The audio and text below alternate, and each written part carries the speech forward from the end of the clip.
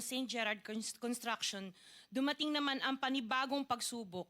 Unti-unti nagsilapitan ang mga district engineers at mga regional directors ng DPWH at mga chiefs of staff na mga mambabatas na nag-aalok ng mga proyektong sinasabi nilang pondo ng mambabatas. Noong una, sinubukan naming labanan ng mga ito sa pamamagitan ng pagre-report sa DPWH at pagpapadyaryo ng mga tiwaling kawani ng gobyerno, subalit hindi sila natitinag sa mga ito. Sabi nila dapat tanggapin namin ang realidad na dapat kaming magbayad sa mga pambabatas kung gusto po namin magpatuloy na magkaroon ng project sa gobyerno. Kung hindi, binabala nila na matatanggal na sa listahan ang kumpanya namin at hindi na makakakuha ng kahit anong proyekto. Hindi namin ginusto kailanman na mapasama sa ganitong sistema, pero kailangan namin magpatuloy para sa pamilya at mga empleyado namin. Dahil sa aming paglaban sa mga tiwaling bidding, maraming beses naming naranasan na ma-disqualify ng Bids and Awards Committee ng DPWH na hawak ng mga mambabatas na nagpondo sa proyekto. Dahil naiipit na ang aming negosyo, lumulubog na kami sa lumalaking utang ng kumpanya at peligro sa buhay ng aming pamilya. Napilitan kaming makisama sa kalakaran kahit labag sa aming kalooban.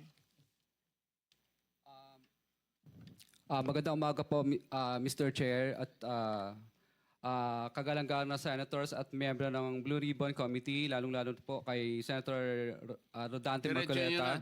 Diretso na. Number 15, sorry po. 16, paulit-ulit kaming ginamit ng mga nasa pwesto sa sistemang ito. Wala kaming magawa dahil kung hindi kami makikisama, gagawa nila ng problema ang project na na-award sa amin sa pamamagitan ng mutual termination o pagkakaroon ng right-of-way problem na parehong nagdudulot ng hindi matuloy ang implementasyon ng mga proyekto. Matapos naming manalo sa mga bidding, may mga opisyal mula sa DPWS ang lumalapit sa amin para humingi at kumuha ng bahagi niya sa halaga ng proyekto. Ang hinihingi nilang porsyento ay hindi bababa sa 10% at umaabot pa sa 25% na naging kondisyon upang hindi maipit ang implementasyon ng kontrata. Ito ay binibigay namin sa kanila ng cash. Ang bawat transaksyon ay may karampatang voucher at ledger na nagsasaad ng mga araw at kung kailan nila ito natanggap.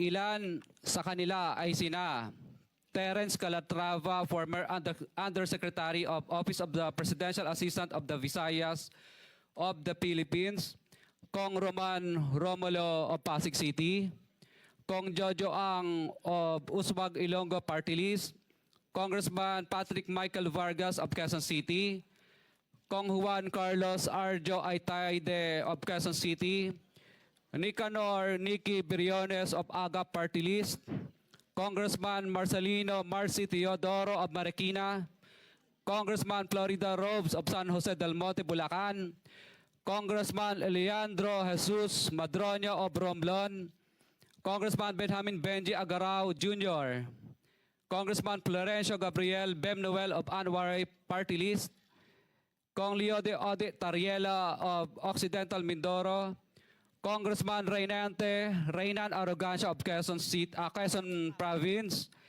Kong Marvin Rillo of Quezon City, Kong Teodoro Haresco of Aklan, Kong Antonieta Yudela of Zamboanga, Sibugay, Kong Dean Asisio of Caloocan, Kong Marivico Pilar of Quezon City.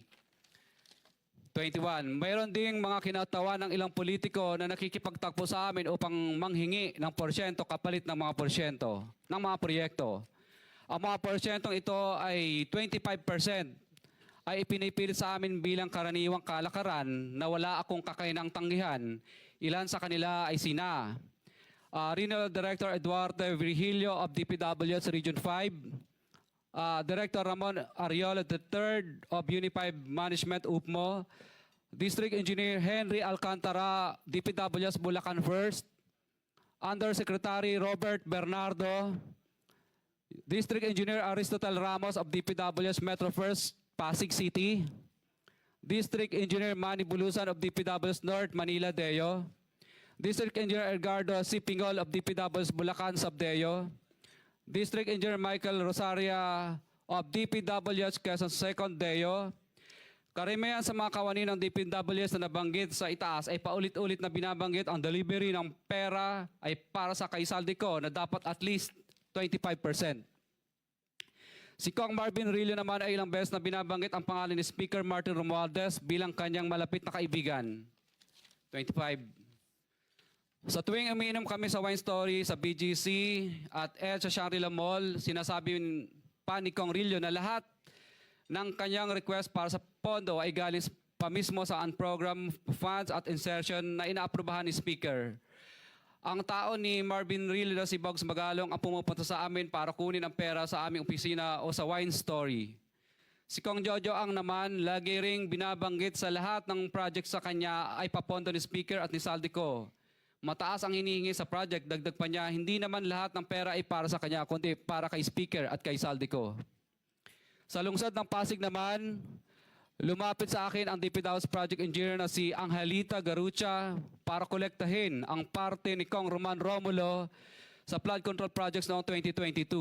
28, number 28. Pagdating ng 2025, si District Engineer Aristotle Ramos ang sumunod na nagpakilala na bagman ni Kong Roman Romulo kung saan 30% ang kanyang hiningi ay para kay Kong Roman Romulo. Sinabihan ko kay D.E. Ramos na masyado namang mataas, ngunit sinabi niya na walang magagawa dito dahil pondo ito galing sa unprogram funds at insertion galing sa taas. Sa ilang pagkakataon, ang mga politiko na personal na inabutan ng halaga ayon sa hiningi nilang porsyento mula sa proyekto. Ang pagbabayad na ito ay hindi naman kagustuhan kundi isang hakbang na ginawa namin dahil sa matinding panggigipit. Ilan sa kanila ay sina Kong Antonieta Yudela kasama ang kanyang asawa, Kong Marvin Rillo of Quezon City, Kong Nikki Briones of Aga Party List, Arturo N. Ataide, ama ni Kong Arjo Ataide, Kong Florencio Gabriel Bem Noel of Anwaray Party List, Kong Eliandro Jesus Madroño of Romblon, Kong Benjamin Benji Agarao Jr. Bagamat naging matinding pagsubok ang kabawasan ng pondo na nakalaan sa proyekto, pilit at matapat naming sinusunod ang bawat espesifikasyon na nakasaad sa Program of Works na nakasaad sa proyekto ng DPWH. Nakakasiguro kami na nagawa namin ng maayos at matapat ang bahagi o phase ng proyekto na na-award sa amin. Sa katunayan, hindi kami mababayaran ng DPWH kung hindi ito dumaan at pumasa sa maraming material testing na naaayon sa design ng DPWH. Ina-assess at ini-inspect ng DPWH ang bawat proyekto base sa natapos na parte o accomplishment.